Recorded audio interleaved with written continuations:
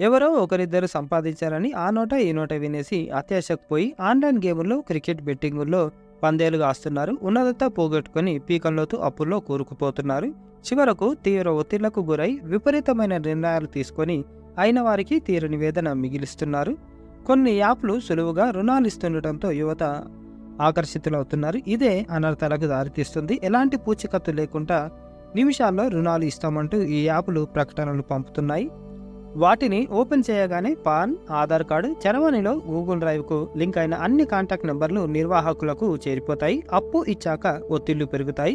వారు అడిగినంత ఇచ్చుకోవాల్సిందే, లేదంటే వారి కాంటాక్ట్లకు సందేశాలు పంపిస్తూ భయభ్రాంతులకు గురి చేస్తున్నారు చాలామంది.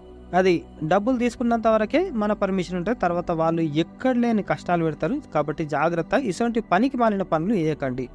కాబట్టి జర జాగ్రత్తగా ఉండేది. ఇటువంటి చేయకండి, పరిశాన్